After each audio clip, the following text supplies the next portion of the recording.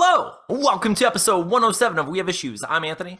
And I'm Stevie Wildcard. And every week, Stevie Wildcard and I get together and we do our best to talk about buckets. Buckets all day, buckets all night, Steven. We're still in the bucket verse. We're on the bucket thing. People didn't appreciate it the first time. We shove it down their throat.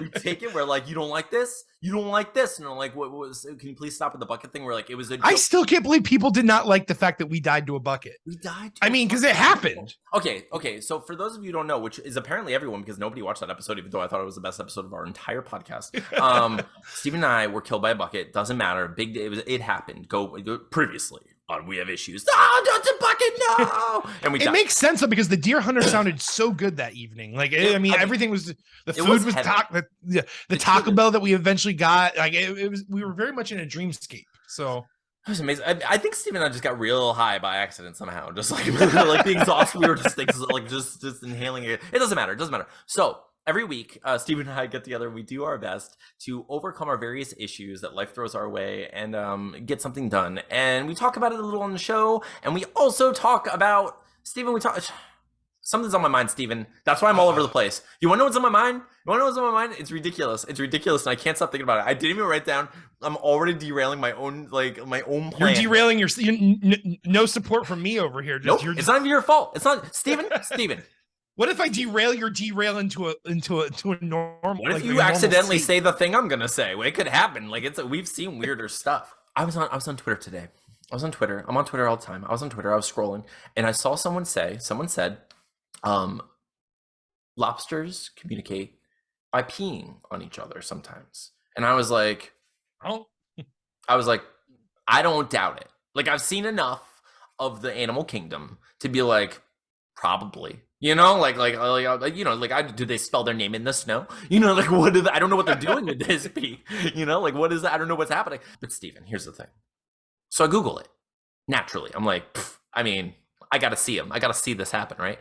I got to watch them. I got to watch this lobster pee on another lobster. This is what's got to happen. So I don't even know where it would come out of. Okay, Steven, it comes out of the face is the thing. They piss from their face? They piss from their face. That's what it... Okay. But like the craziest, here's the craziest thing. So here's this creature, right, who pees out of its eyes, basically. Pees out of its face. Like this little nozzle that comes out of its face. Pees out of its face, okay?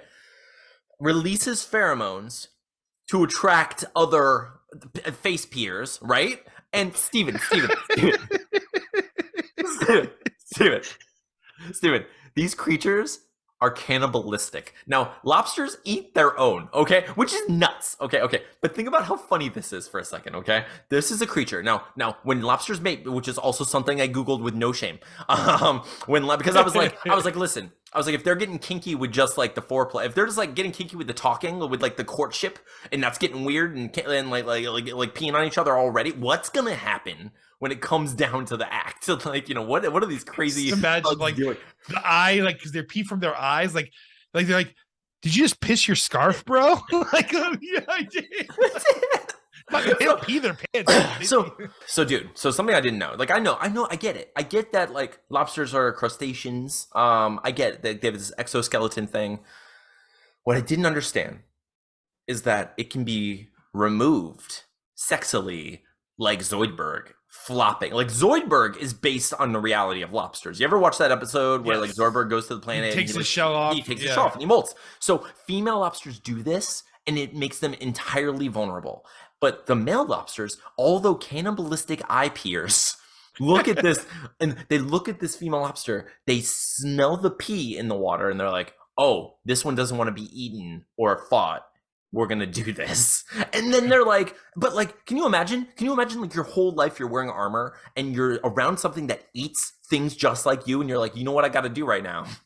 Take off this armor and just back it up and just see what happens. It's crazy. And it works. So you're saying male lobsters are better than male humans is where you're getting at. Yeah. But and then like beyond that, Steven, lobsters are essentially like they regenerate and they have this whole thing where like they're essentially immortal, or they're like somewhat immortal as far as we can tell. They can be. Yeah, they can't necessarily die from natural causes, right? And like imagine, I mean, they are the Highlander. They are cannibalistic eye peeing Highlanders. That's crazy. Anyway, Steven, I didn't plan on talking about lobsters, but it was just like one of those things I was like, I gotta tell Steve. I forgot I wanted to tell Steven about IPing lobsters. Like, this is nuts. This is crazy. But Steven, every week we talk about our supernatural action comedy comic called Deathless. So far, we've been doing pretty freaking great. I think it looks beautiful. I honestly, I just like, I'm falling in love with this book. Like, the more we work on it, it was one of those things where like it was kind of like played again. It was like I had like my honeymoon phase with it, and then I was like, oh, it's work now. Like, there's something to do that I'm not necessarily great, and but I'm gonna put in the work. And then I fell in love with it again. It was like, oh, it's like a long-term thing that's now part of my heart, and like that's how Deathless feels for me. That's where I am with it now. So like every week we talk about what we wanted to do. What did you want to do this week? I wanted to flap the rest, which I did not do. However, I sent you what I did, and I got quite a bit done this week, considering I had birthday party and all that. Oh man, you were so still that I was hoping and praying that your feed was cut off and you weren't going to judge me so hard. But I see it. I see it. You're about to piss all over my face with your eyeballs. Steven, I only piss on your face when we're ready for Oh yeah, that's right. You're not peeing on my face, and I'm not Steven, taking my armor lobsters off. also mate for life. I don't know if that's true. I think it's true. I am 99%. It's a very long life, though. I'm 99% sure that Colin Farrell taught me that lobsters mate for life. Mate for life. Yes. So, no, dude, I'm not gonna judge you. I feel like we're at the part of the comic where like we're right at the end. It's like, the last stretch. It's those last pushes. We got this. But you know what, dude? I couldn't like narratively take that from you or put you down in any way, because then I couldn't celebrate the high that I want to celebrate. Because if I were to be like, ha ha ha, you failed, or did anything, like even as a joke, I feel like it would undercut the awesome thing that I did this week, which was I completely finished lettering Deathless. Which it reads so awesome. Oh, dude, I'm so excited for it. Like it looks so cool, and like I'm actually really proud. Like, and it's funny, I don't feel that very often, because like I feel good about the writing. I always like it, and I'm like, oh, Steven, like read this. Like I hope you laugh. I hope you like this. I hope you like. I hope you enjoy this. But I don't get to see your face or anything. But like, and I don't know, but like I had this like sense of pride about a couple of the pages, like the thud page where I was like, I did this. Yeah, your onomatopoeias are like on point now. Like they're like just looking great. They're looking so good. And that thud looks so good. Like it's perfectly placed behind where it needs to be placed. Yes. Thank you. Like, well, it's one of those things where like, I feel like my growth as a writer over time, but that's more of like a long growth that I'm just like, I'm definitely better now than I was when I was a kid. Like, I hope I'm getting, I hope I'm gradually growing over time. I don't know. You never, like, I feel like it's always like one step, forward, two steps back. Like, am I doing it? Am I not doing it? Is this good? Is this as good as my last book? I don't know. And like, it's hard to tell sometimes. But as far as lettering, I feel like there's like a measurable growth where like, oh, my lettering's so much better. I was like from like Bullet and the Beast, like the book I did by myself, the first attempt at that sucked. It was just like the lettering was garbage. And then I saw it in print and I was like, ooh, I see what's wrong with this, and I fixed it.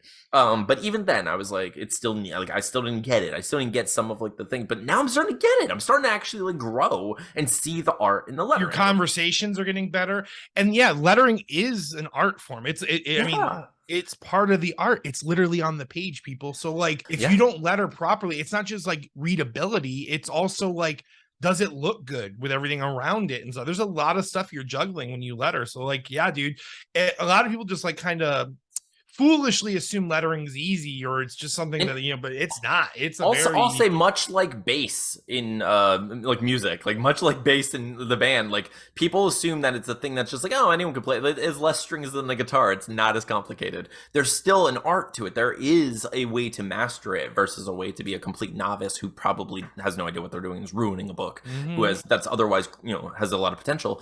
I was definitely guilty of that when it came to lettering. Like when I first started, I was like, oh, lettering, who can't slap a word balloon on a thing? But now now I see it. Now I see what I was doing wrong, and I'm starting to get it, and I feel good about that. But yeah, so You did mention the birthday party this weekend, dude, and you were so I want to talk about that a little. That's the reason you didn't get some of your stuff Yeah, done. because obviously Saturdays are my biggest push days, Yeah. which I did move stuff around to where I was doing more comic coloring than I normally do on other days. But yeah, so Saturday was my youngest Chase. Yes. She turned she turns 5 tomorrow, Tuesday, but Happy she birthday, Chase. she's awesome. She's such a sweet little girl. But Chase, you better not be watching this. I've already said so many bad things about Lobsters that, like, if you watch this, Steven, you're fired. Mr. Anthony, they pee on. Anyways, so Tina's mom hosted it at her house, and she rented a big water slide. I mean, it was awesome. The kids just had a blast. So what was crazy about, because I usually don't like involve myself with like activities like that, but I'm like, I want Chase to have a good time. And like, dude, like I lift heavy stuff all day. Like I lift pavers and do that. But climbing up those ropes must have been like different muscles that I don't use. Ooh, yeah. Because like the next day I woke up and I felt like I had worked out. I was like, what's going on? Because like I haven't felt muscle soreness in so long since I've done what I do for a living. I do pavers. Like I haven't felt that muscle soreness. And I must have worked out some muscle that I don't use at work. And like I was like, oh my God, I feel like I just worked out for like 3 hours yesterday. It was crazy. So oh my God. But yeah, we had so much fun. Like Amy and her daughter and Atlas, we all went to the party, and it was great. And then you told Atlas that my brother was a famous dude. I'm so glad you brought that up because I totally forgot about it. It's so funny. So okay. So Steven's brother, Brandon, awesome person, hilarious. Like, so he's part of the bucket. He died with us with the bucket. He died with us in the bucket. He's one of the funniest people I've ever met, and like he's been hilarious since he was a little like child. Also excellent gamer, like fantastic gamer. My son loves games, loves video games. He like we watch YouTube, and like he has favorite gamers sometimes. So we're at the party, and I noticed that my son's kind of getting a little like despondent, like just getting, it's hot out, and he's like, oh, I'm kind of ready, I don't know what to do. So I look at him, and I'm like, Atlas, do you know who that is? And I point to Brandon, and he's like, no. I was like, he's one of the greatest gamers to ever live in the world. and he's like, what? I was like, he's the best Smash player I've ever seen in my life. And he was like, Brandon's really good, but my little boy lit up, and he's like, what? And I was like, so I continued to lie, just because it was like, it's making his life better. So, like a good parent. It's just a little lie between friends. A little lie between friends. So I tell him, so I'm like, listen, just like I would at the, park or anything else. I'm like, all you have to do is go over to him, introduce yourself, and ask him some questions. See what, pick his brain a little, see what he's into. Maybe he'll give you some tips. And Atlas went over there and just stood up straight and stuck out his hand, and he introduced himself to Brandon, and they talked for like 20 minutes at least, right? Like, at least. Oh, Atlas thought he was talking to a celebrity. I mean, he like sat there and like just asked Brandon like an unlimited amount of questions. Like, I mean, like, it was so good. It was so good, adorable. Dude. That was definitely like an amazing highlight. I got a couple of pictures of us too, thankfully. I have to keep remembering to do that, I'll post. Yeah, we do suck at that. I mean, we obviously, lived through that realization, and we do need to get better at that. Even Tina and I are really bad at it, and Tina and I like have like no pictures with each other. Yeah, dude. But I so I got to go to the birthday party. I finished up my lettering. I felt really good. Like I've been having fun with the kids. Like my relationship with Amy is like just beautiful, and everything's great. And I was like, I love this. Like I'm having so much fun now. I feel like I'm myself. Like what's something that I love to do? Like for me, I'm gonna have fun this week. And what I decided to do, Steven, was I talked to a robot.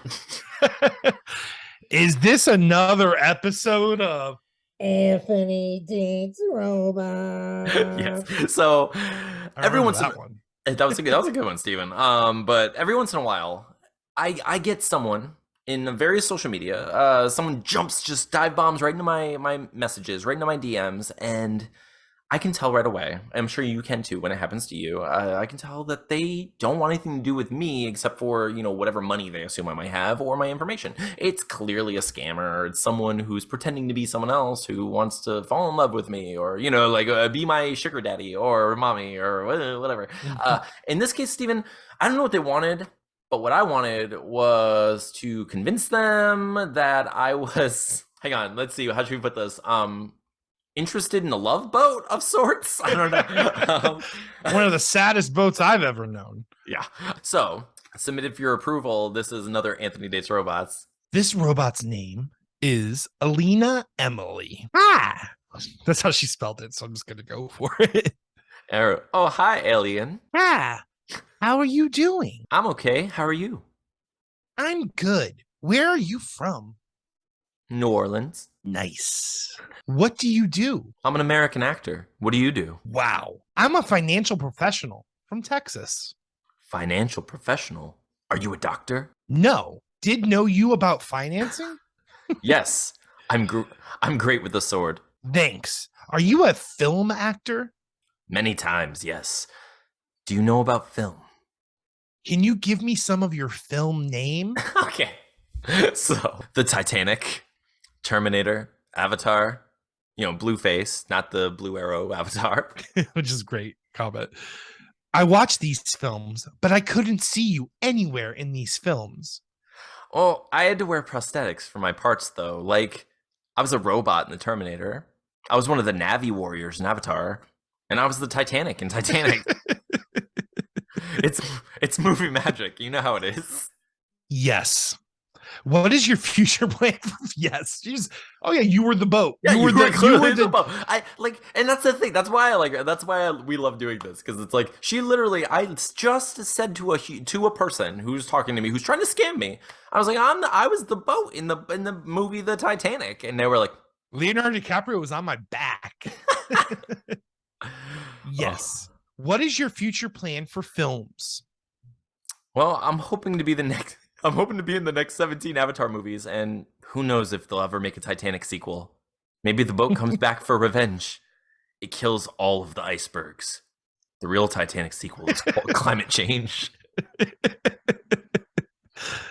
It's actually like a low-key, like good B, like rated budget, like horror movie. Like the ghost of the Titanic is like causing the earth to get warm because it's like killing all the icebergs.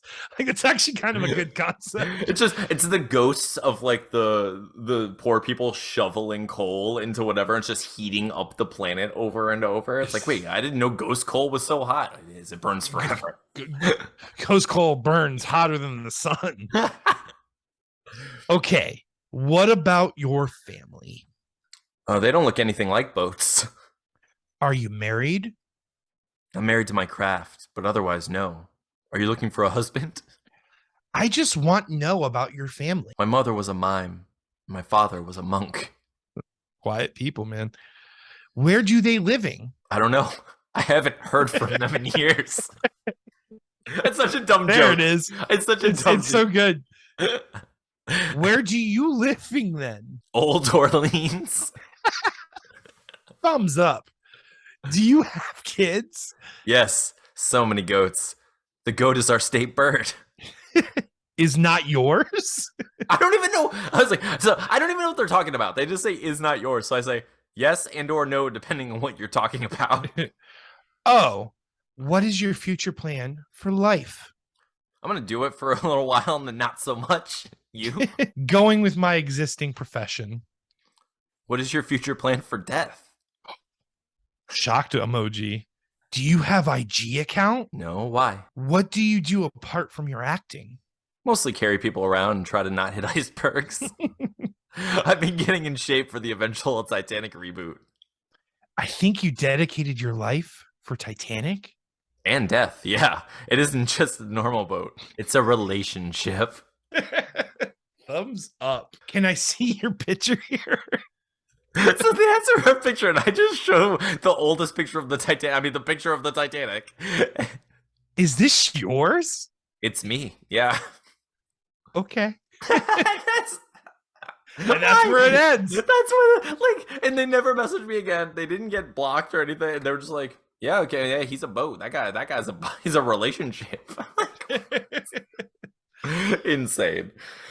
I love how like the Oh, second half you just like committed to puns and oh like yeah. Well, dad jokes. It was great. well, because sometimes when I do those, I try to keep like an ongoing narrative, and sometimes I'm just like, I want to see if they ever just say something. Like, just I want you to like just break for a second and just. You just want them to be like, hey, stop wasting my damn time, okay? Stupid. Give me money. Shut up and give me your money. Like I want that. I might give him money. But dude, so that's what I mean. I did that this week. I had so many pitches on my mind this week, though, Steven. Like a million, dude. Like a million. I don't know if you've read them all, but like I had so many. I just kept pitching. Like I just kept throwing them out there. And honestly, a lot of them were catching on with people. I pitched a video game this week. I usually don't do that. Did you read that one? I think I missed that one. So I live with cats now. For those of you who don't know, oh wait, I did see this one. Okay, yeah. For those of you who don't know, occasionally we do this thing called pitches get stitches, where like I just have a dumb thought and I'm just like I pitch out a movie idea or a book idea or whatever. Usually I don't think of video games. You know, normally it's just like a simple like a fun narrative, like simple hero's journey with a fun punny title or something, and I get it and I'm excited about it, and it's sometimes something I want to do. Like I actually want to make How to Dispatch a Vampire. I actually want to make Stakeout. I actually want to make, like Bury Your Dead. Like I like those movies. Like I would love to actually make those movies. And there's not like, but I've never thought of like video games. I don't usually like think of like funny video games. But I live with cats now. So this cat that usually loves me, I'll post a picture of Luna right here, was just like being a little adorable menace, the way cats normally do. And I was like, you're gonna knock over my stuff, but it made me realize, I was like, what if that cat was brought to like a vampire's castle? So I was like, what if this cat was owned by someone like, who was invited to a castle, and it turns out that the castle is owned by a vampire? But the cat doesn't know that. So the cat's just being a cat, like chasing mice and doing all this stuff. But meanwhile, there's another story going on where the owner is being hunted by this vampire through the castle, and he's trying to survive. And it's like this harrowing tale. Cat doesn't know about it. It's not one of those things where it's like, oh, the cat has to do this. It's a cat's being a cat, but through just his normal cat life, he's accidentally helping the man and accidentally hindering the vampire. So I was like, how funny would it be if this cat was going around and he's like hitting the blinds or whatever, like curtains or whatever, and revealing the sun at the right times and not recognizing it, or like knocking over waters and being ridiculous the way cats do, and like finding his owner's like garlic and kind of like playing with it, like catnip or something, and just, like doing like silly cat stuff, but saving the day by chance, and it's like, it's a kind of game that can have like multiple endings, where it's like you actually save the guy, or you don't save the guy, or maybe you like your vampire owner. Like maybe you have a new vampire owner who's up all night and he's a perfect cat owner because you're on the same sleep schedule, right? Like it's just perfect. But, so maybe you're closing the curtains. Maybe exactly, right? So I thought, I was like, there could be this amazing game where you're a cat who's out to basically you have to kill this vampire and like go along with the story, and it's called Catsylvania. it's adorable. But like, dude, I had so many this week and I don't even know why. Like I don't know what it is. I don't know if it's because like sometimes it happens when I have other things in my mind and I feel myself like distracting myself. Sometimes it's when I'm just like desperate for a tweet and I'm like, oh, I need something. And like, that's what my brain gives me. But it's not usually this many. Like I had another one that I really liked this week, actually. I don't know if you read this one, but it was the one about two ghosts. It was like these like two best friend ghosts, like us essentially. And we're just like, well, we've been ghosts for like freaking 20 years, dude. What are we going to do? It's like, well, we can always try to do our unfinished business. But like, yeah, the living don't listen to us. We can possess them for like 20 seconds at a time before they kind of shake us loose and freak out. They get some kind of priest involved, and then someone gets kicked out of the house. Then we have to find a new house, and we don't like it. And we're going through this thing. So we start like, we're like, how are we going to do this? Like, we need to move on. This is crazy. And like, so it's like two best friends with the same unfinished business. And you're trying to figure it out, but you can't possess people anymore. But we realize that we could possess like mannequins. So we possess mannequins. And we realized that it's like, oh, this is going to be like more of a job than we thought. So we're going to have to like infiltrate like our old place of business, or like our old like as mannequins. So we're just like, but we're trying to pass as much as we can. And it's like, how do you make that happen? You know, so like it would just be like ridiculous and very silly. But it would be about the two ghosts trying to fit in human life while realizing that they don't anymore and that they're better off as ghosts. But like now they're trying to, you know, so they kind of resolve their human business because they don't even want to be there anymore. You know, like over time. Mm-hmm. But it would be called Pair of Normal People. Like paranormal people. So, it's just two average Joes that died, and we have two average Joes. But they're trying their best to fit in, but they can't because they're clearly ghosts, and they're just like it's mannequins. They want Pair of Normal People is so good. But yeah, I feel like that one would probably be the harder to make because you have to make mannequins look like they're moving. Yeah, like that's for sure. You stop motion, I guess. Like, well, either that. Actually, you know what might make it the easiest thing to film if we just used actual like bodysuits. Like it doesn't have to be real mannequin. We could just be mannequins. Like I could just wear a costume of a mannequin, and you could wear a costume of a man. That makes sense too. I don't know why I didn't think it. Like, in my head, it was just like two like normal like. We just need two mannequins to cut to when people see us. Yes. You know what I'm saying? Those mannequins move. That's a weird shaped mannequin. Why is it so? He's not even doing the finger right. He's not even doing it. He's kind of like he can't really keep his balance. Like, what do you mean? Is he pushing glasses up? He's not wearing glasses. He's not even. Is it a unibrow? But I mean, I guess we could go sex dolls, Steven. Could do it. We can go all the way. I mean, like if you're a ghost and you're looking possessed, anatomically correct. And okay, well, what if that's part of your unfinished business? We all have that issue, Steven. No, no. So yeah, but dude, I don't know. We have so many of these silly. Okay, Steven, enough of these one more segment, Steven. One more segment for the people. And this time we need help. Oh, we're gonna bring in our friend Steven. We're gonna do one of our classic comic conjectures, and we're gonna bring our friend Tony J. Man, we're giving people 3 of our games tonight. That's crazy. Yeah. You basically dropped 2 pitches get stitches, and Anthony dates robots, and now you're leading into a special guest comic conjectures. Heck yeah, dude. I don't know. We need it. I want to give the people what they want, which is more of our show. That's what they ask for. More, but longer shows. The longest shows. They like it when the show is 12 hours and 33 minutes long. It's like they want a Nathaniel Hawthorne book every time, and we're gonna give it to him, Steven. So let's roll the clip of Comic Conjectures. We'd like to welcome to our show to play Comic Conjectures with us, the writer of Star Noir, which is available now on Kickstarter. Right now, check the link below. Welcome Tony James to the show. Hey, Tony. Steven. He's gonna make me do it. So just to give you a heads up, Tony. Why do you have to do it? Don't ruin it, Steven. It's part of the theme song. The warning is part of the theme song, right? So Steven, hit us with that. Conjectures. Hit us with the theme song. You got it. DC book. I come up with a new song every time. It's Comic Conjectures. Iconic. That's an iconic song. It's an iconic song. You can tell that he's practiced the same words over and over. I hear it's charting on Billboard already. Like someone's like tapped in, and like it's like at 32. I mean, it's doing pretty good. So. All right away. Let me see. Okay. It looks like there are a good amount of P ones that I don't know. So let's go with. Have either of you heard of Johnny Peril? Johnny Peril. No? Nope. Good. Okay, perfect. That's a perfect one because it sounds cool as hell to me. Okay, so when you guys think of Johnny Peril, right? Do you think hero or villain right away? Go ahead. I'm gonna say hero. Hero? What do you think, Steven?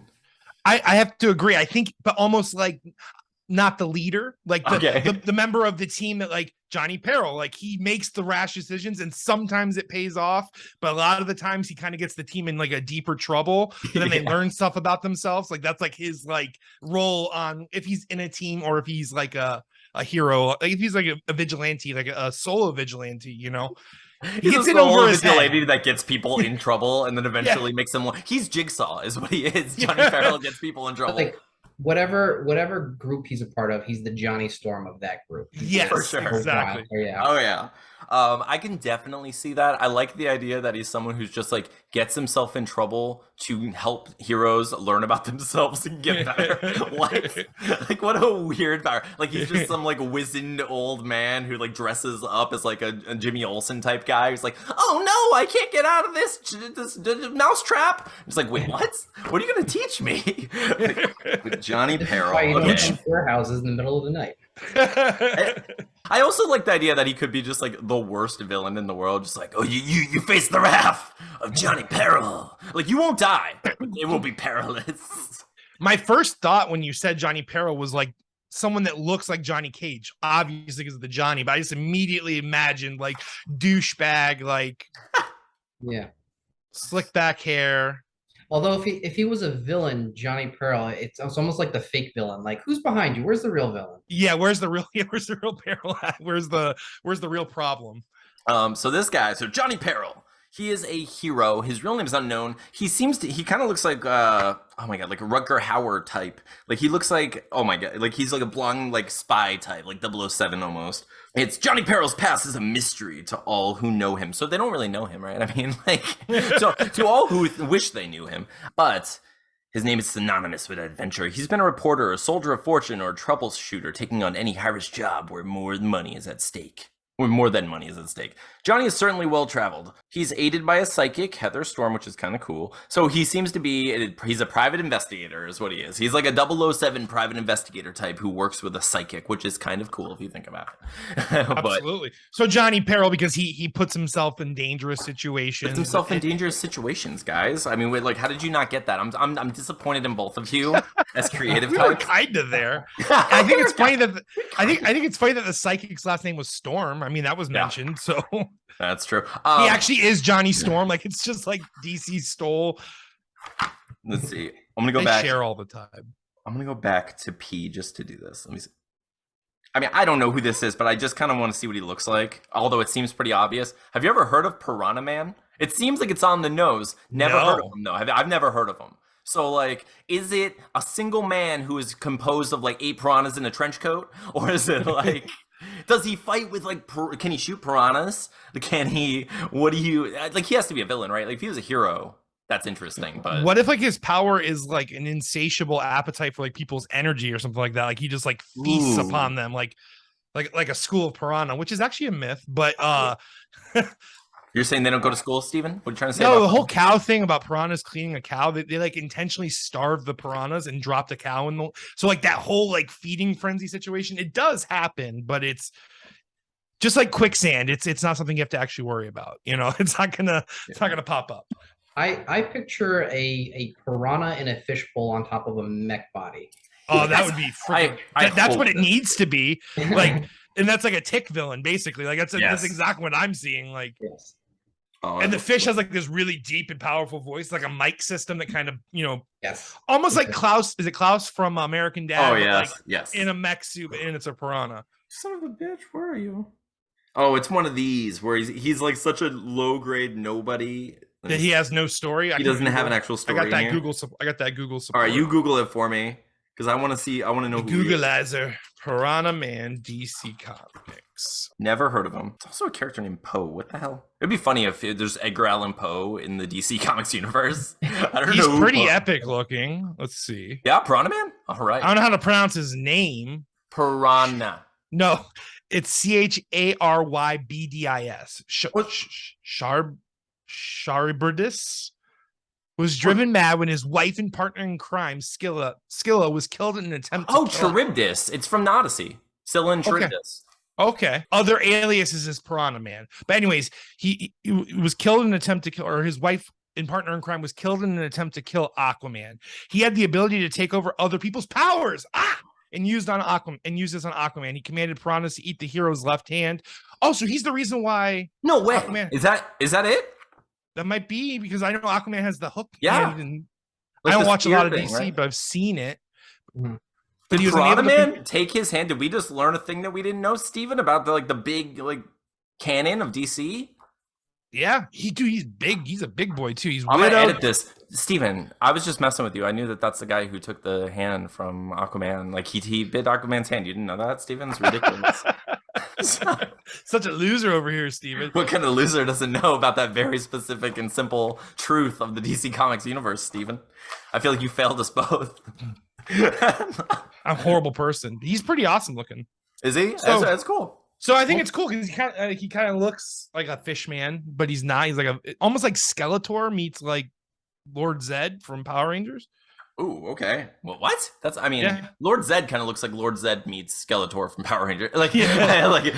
Well, Lord he's got Zed like Skeletor. Like the picture I'm seeing, he's got like almost like this samurai style like metal like neck thing going over his face. Like his face looks like it's bone, but it's not. Like a Taskmaster situation. Okay, cool.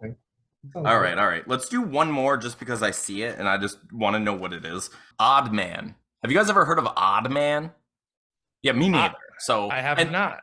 Tony James, Odd Man. Are you imagining he's a hero or a villain right away? I am imagining he's a hero that nobody invites anywhere. I figure too. Do you think he has actual powers, or is he a mystery? Like, what sort of powers would he have if he does have them? Let's see. His powers are magic tricks that don't end in the way that you expect. He does a card trick and then just throws the card away, and you're like, "That's pretty odd." Usually, people show me what the card is.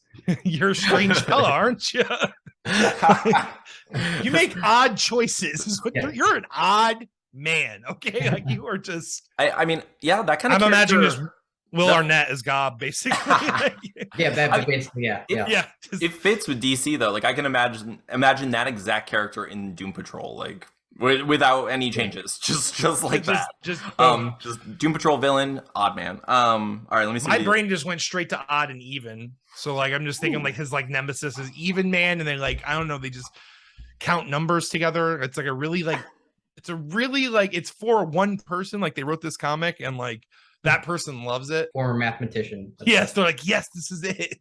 This is what we've been waiting for, guys. This is the comic that speaks to me. Odd Man's a little better at those prime numbers, okay? I mean, he's just better than the Even Man, all right? This is so weird because it says, I mean, of course it is because it's Odd Man, naturally. But like it says status and villain. However, it says within the synopsis of this villain, Odd Man remains River City's sole superhero. So the best thing they get is a villain for a superhero. It's so good. But he appears to be he's basically wearing a business suit that looks like it was designed by Bozo the Clown. Like it looks like it's just it's a standard looking business suit, but it looks like something that Two-Face would wear if he was colorblind. Like it's crazy all over the place. He's very much it says status, villain, occupation, private investigator, crime fighter. What I'm imagining is that he's so bad at being a hero that he becomes a villain. That's what it is. He just like makes people's days worse. Like, he's just constantly pushing people down wells. Like a woman gets her purse stolen, he chases the kidnapper, the purse flies down like a sewer drain. Like he just like, I kind of stopped him from doing that. That's just so weird. Like I don't know, but DC is just rife with that. Like they have no shortage of ridiculous odd men. I love it. And what's really funny is like now what's going on with like, I mean, the Suicide Squad characters just bringing in all of the goofball, characters and be like, oh yeah, everyone knows and loves Polka Dot Man now. Like, okay, yeah. I guess. Yeah. I like the idea that these obscure characters are coming back, but eventually we're going to see a movie or a TV show of Odd Man and we're all going to be like, we knew about that before anyone else. We knew about him. Our versions of him were better, but we knew about him. Like when your favorite indie band makes it big. I knew you back when. I knew you way back when. Yeah, and then some punk little kid goes, I bet you don't even know about Coheed and Cambria or whatever, right? Like, oh, shut up. So anyway, no. So welcome back. So go check out Star Noir on Kickstarter. It's still available now for a little while. It looks like a really cool book. I think everyone should check it out. Our interview with Tony James is going to be available this Saturday. It was a lot of fun talking to him. He's a really nice guy. He has a really cool story about his history as a writer and like what he's been through. And so it was really cool to talk to him, and it really absolutely it fit perfectly in with our podcast and what we're all about here. And I really love meeting new people like that, dude. It was a really good time. So this week, Next time on We Have Issues, we did it! Steven and Anthony finished the comic. I mean, I don't know if that's true, but that's how we're gonna say it. Steven, are we gonna do it this week? Are we gonna? I'm aiming for it, man. I really am, because like I said, I sent you the things I did this previous week. So I really only have a handful left of flats. And we all know once pages are flats, the shades kind of come quickly. We're through most of the chaotic pages. You know what I'm saying? Like the page, like that page 8 through 12 area was like some pretty intense coloring going on. Oh, dude, absolutely. Speaking of incredible art, Steven, wait, before we wrap up, I need to just real quick say everyone needs to go check out Magic Powder issue 3, because Steven, I got to see myself in the book. I got to see what I'm gonna look like in the book, and I was like, "This is so cool! I'm like an elf character. I'm like, look at me go!" You've got your cool hair and everything. Dude, too. It's so cool. It's so neat to see it was cool because I was like, I missed it. I got to see myself all the time. You were drawing me every day. I was like, Steven's drawing me, and now it's like Steven's drawing himself, and he gave up on me. He's never drawn me again. And I did put you in page 21. I think I did. I do have a cameo in Deathless, thankfully. Deathless. It's a sequel to Play It Again. There's magic. No, but everyone go check out Magic Powder issue 3. It's live on Kickstarter right now. We're gonna be talking to Jeff Schiller next week, the creator of Magic Powder. It looks incredible. I love this, dude. We're making so many friends in the community, and they're all so talented, and it's just awesome. It's so much fun. But yeah, so this week I'm going to make sure I push both Star Noir and Jeff Schiller's amazing book, Magic Powder, and I'm also going to... Stephen, what am I going to do this week? You're going to do the flats. I'm going to edit this podcast. I'm going to edit an interview. I'm not going to finish writing this week, or I'm not going to finish writing issue 2 this week. I'm going to do that next week. I need to design... by the way, I just wanted to pick your brain a little bit too. Might as well do this live. Ogre. So like, I think I'm gonna lean into like his D&D character, like Ogre Brian. Like I think he's gonna be hulkish, like strong brow. Like, I think he's gonna be pretty different looking. I think is what I'm gonna go for. It's gonna be him. I'm gonna make it clearly Brian, but I think I want to make like a behemoth of a man, basically. Very cool, dude. Yes, like I want the fight to look cool. You know what I'm saying? Yeah. For sure. No, dude, I love that. It's gonna be so cool to see Deathless fight with like a human body. Like it's gonna be so fun. Oh, dude, I can't wait. This issue is gonna be so much fun, dude. I love it. I love issue 2 already. I'm almost done writing. I'm getting closer. What I really want to do this week, though, I will say one thing that I definitely want to do is I want to finish. I want to plop even the ones that aren't necessarily completely finished with the shading. I want to plop my lettering onto them so I can read the book and see if it's definitely going to need a narration or not. Yeah, and I did make you that folder of all the black and whites. There's all 23 TIFFs in a row. So I mean, that's what I'm gonna do. I'm gonna send it to you. Obviously, I'm probably gonna ask a couple of our friends if they'd like to read it to see if they think it reads okay. Depending on how we feel, I want to see, because I'm honestly not sure. While I was lettering it, I was like, I feel like this might need a narration, but I haven't sat down and read it through as a whole. So yeah, I want to see. I want to really get a feel for it and see if it needs it, because I'm if it works on its own as it is, perfect. We already have a finished book. We don't have to worry about anything else. If I feel even a little bit that it can be improved by it, I will freaking do it next week 100%. You know what I mean? It's not an issue. I mean, I'm excited to do it if it needs it. I just want to get this freaking book done. So that's what we're going to do next week. Thank you all for watching. Thank you for listening. We really appreciate all of you checking out all of our new interviews we're doing. If you haven't seen our previous interviews, we've talked to Stevie Reyna and Lee and Alex and Jamie, and just all of these people are so cool, and they're all such great writers and creators, and just I don't know, it's been a pleasure talking to them. So just if you're a writer or anyone who struggles with having creative issues or time management issues, go check out their interviews. And sometimes they've given some really good tips on how they manage that stuff, and also just it feels good to relate to other people sometimes. I know talking to them, I feel a little bit better about having our whole show with issues and such, because everyone seems to go through these things that we go through. Absolutely. It's relieving, but it's also man, I know that struggle, and I'm sorry that you go through that struggle too, because I understand it. You just want to do what you love, right? But yeah, I mean, It's good that we're here together, though, dude. Because we're forming a cult, and we're slowly getting all of these creators to drink the Kool-Aid because it's delicious. Dirt flavored, delicious Kool-Aid. So we have to get shirts and stickers of our ostrich Kool-Aid. Do we need it? I will make that too. But thank you all for listening. Thank you for watching. If you're only listening on one of the various podcasting apps, thank you for supporting our show in any way at all. We really do appreciate it. But if you can, please head over to youtube.com/wehaveissuespodcast and hit the subscribe button. We are just inching forward to toward our goal of 1,000 subscribers. It's so hard, Steven. It's so hard to get people to hit that freaking button. It has been the whole time, but we're growing our little colony, one by one, and people are like becoming our friends, and like we really are meeting a lot of people, and I feel like we're just an overwhelming success for what we've set off to do. Like, I feel like we've already kind of like succeeded in what we're doing. So there's no reason for anyone to watch us, and I'm just spiraling into darkness. I'm just gonna eventually fade into nothingness and die, and then I'm gonna just like rebuild myself, and everyone's gonna watch it as I cry. That's we're facing like a Ninja Turtles blunder, right? Like, we killed Shredder too early. We did. We killed Shredder issue 1, and we really need another Shredder. No, it really is like right now.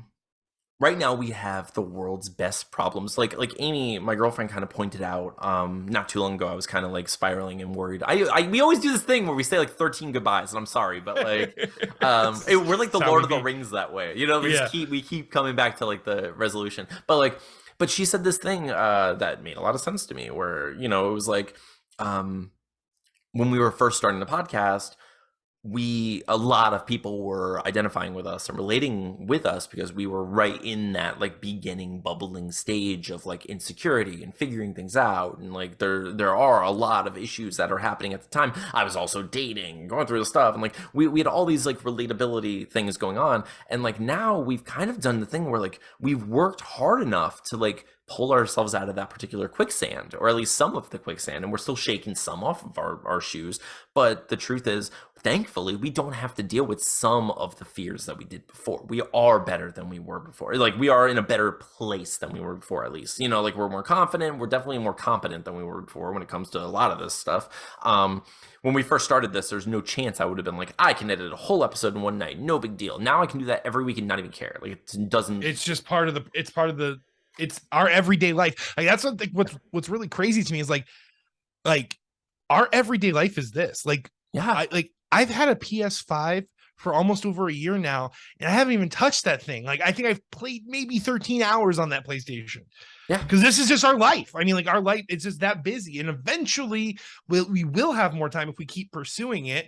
And I'll have time to play the PlayStation 7 whenever that comes out. But I was kidding. But like, but that's just how it is. Like, this is our life. Like, the podcast. I mean, like, outside of who we are, like, that's our life. Like, that's what it is. And it served its purpose. The podcast has ultimately served its purpose anyway. So this is the final episode. No, I get it. No, we have issues forever. We have a cult is what we're doing. We are moving forward. We're going to continue to grow. I freaking love this thing. I can't wait for Deathless to come out so you can all read it and hopefully like it. I'm sure some of you are going to freaking hate it because you're just hate monsters who just love to hit that dislike button. But you know what? I don't care. So I'm like, I love it, Steven. I've gotten over that. I've already shaken the dislike like goo off of my shoe, and I'm moving forward, and I freaking love it. And I have a lot of other issues. I accidentally double booked today for interviews. I'm like having weird new problems to like cycle through, but I'm learning a lot. I'm getting through them. I'm happier than I've been in a really long time. We have the world's best problems, so like I'm thankful for where we are, is I guess my whole point of what I'm saying. Me too, dude. And thank you for starting it all. Like, just the call back. Thanks for the memories, spelled like Fall Out Boy. Like, spelled like Fall Out Boy. It's like murmuries or whatever. But like, this whole episode is a Fall Out Boy title. Their new album's crazy. Did you see track 4? It's literally like it takes like an hour to say the whole title of the song. And you have to say it or else you can't start the album. You have to hit all the ums and uhs. Like if you don't hit those ums and uhs, they know you're not a real fan, bro. But thank you all for watching. We really appreciate you. If you stuck it out this long, you really are. You belong in our cult, and you are welcome to the endless supply of dirt flavor and ostrich fillet. And like, no, you truly do like have our freaking hearts. We love you so much. We are thankful for you endlessly. So I'm Anthony. I'm Stevie Wildcard. And we will see you next week. This has been We Have Issues 107. See you next time.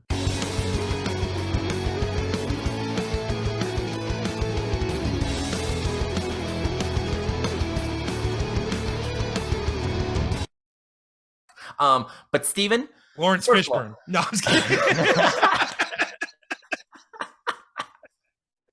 So,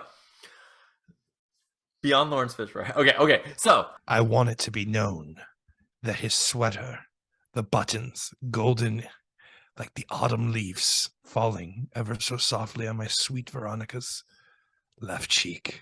No, I was kidding. Wait, which cheek, Steven? The left one. No, but like the left one. The thread counts 1,000. No, I was kidding. Oh man. All right. So I was just thinking like how meta of a song title that would be because it mentions that it's a Fall Out Boy song. Fall Out Boy song. Like, wow, the song is so long. There's probably a Fall Out Boy song. It's part of the song's title. You know what I'm saying? Like, hey, we're still recording, dude. This is all still part. It's endlessly part of the Fall Out Boy song. It never ends. You find out it's actually been the whole, like the entire series. Whole show. That's the whole reason. Our life. That's the album. That's the album. Yeah. Our parents had us just to justify a Fall Out Boy album. The bucket verse. That's where it all starts. So wait, you're telling me that our afterlife? Yes, your afterlife is just creating Fall Out Boy song titles. Everything you do becomes. It's just Pete Wentz is death. Like Patrick Stump is God. He just like opens the gates. Like, hello, welcome. Thank you for the thanks for the song titles, but spelled like SNGTITTLES. Like, oh my God. And this is still part of the song title. But anyways, where's your boy tonight? In heaven, apparently. In heaven, coming up with sick ass names for Fall Out Boy songs. All right, dude. But all right, man. I love you. Have a good night. Love you too.